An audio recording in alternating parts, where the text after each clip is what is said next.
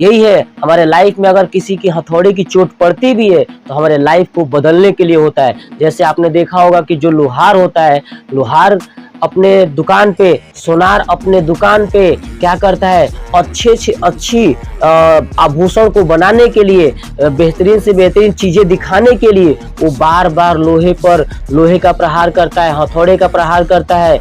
जो सुनार होता है, छेनी हथौड़े का प्रयोग करके एक अच्छे से बिल्कुल आभूषण बेस्ट बनाता है। हमारा लाइफ भी वैसा ही है। हमारे लाइफ में अगर कोई कठिनाइयाँ आती है, मतलब समझ जाए कि भगवान आपके ऊपर हथौड़े का प्रहार कर रहे हैं, ताकि जब इस कठिनाई को आप सह लेंगे तो आने वाले समय में आपकी कठिनाइयाँ पता ही नहीं चलेगा कि आपने कितनी कठिनाइयां झेला है, क्योंकि इस बात पे डिपेंड करेगा कि आप उस समय उस सिचुएशन में किस जगह पे हैं, क्या कर रहे हैं, कौन सा स्टैंडर्ड है, इस बात से मायने रखता है। तो कभी आप इस बात से मत घबराइएगा कि हमारे ऊपर भगवान ने ये प्रॉब्लम दे दिया, हमें ये करना चाहिए, क्या करें क्या ना करें। बस इतना ध्यान रखिए कि भगवान जो भी करते हैं अच्छे के लिए ही करते हैं। क्योंकि मैंने अभी बताया, जब एक टीचर, यानी मैं जब खुद पढ़ाता हूँ विद्यालय में, तो बच्चों को जब पीट देता हूँ तो हो सकता है कुछ बच्चों को नाराजगी हो, कुछ बच्चे पेरेंट्स को बुला लाते हैं, ठीक है, ये सही है उनके हिसाब से, बट मैं जहां तक मानता हूं कि ये गलत है, बिल्कुल गलत है। क्योंकि एक टीचर्स अगर आपको पीट रहा है तो आपको सही दिशा की तरफ लेके जा रहा है। क्योंकि मैंने भी समझाया कि जब भगवान आपके साथ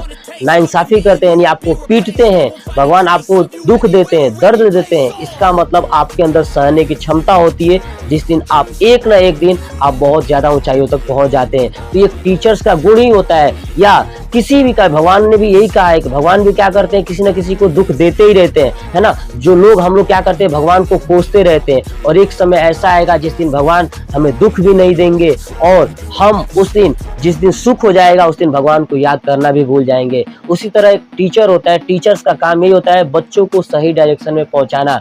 और जो इंसान बच्चों को सही डायरेक्शन में पहुंचाता है, वो जाहिर सी बात है सही डायरेक्शन के लिए, यानी जब एक किसान भी अपने खेतों में पानी चलाता है ना, तो पानी को सीधा ले जाने के लिए नाला बनाना पड़ता है।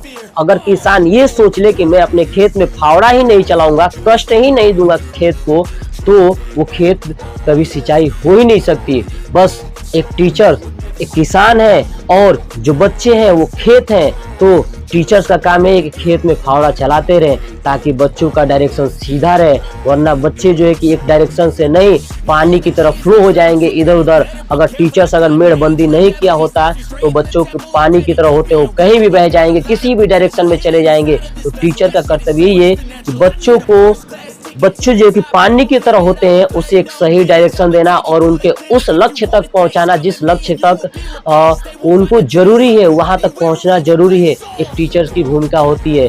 तो मैं एक बार फिर से आप सभी को धन्यवाद देता हूं कि आप लोगों ने हमारे चैनल को इतना ज्यादा प्यार और सपोर्ट दिया कि मैं ये चीज कभी नहीं भूल सकता। और आप ऐसे ही हमारे वीडियो को पूरा वॉच करिए। और आपको ये वीडियो कैसा लगा, जानकारियां कैसी लगी, इन्फॉर्मेशन कैसा लगा और मेरी शायरी कैसी लगी, आप कमेंट बॉक्स में कमेंट करके जरूर बताइएगा।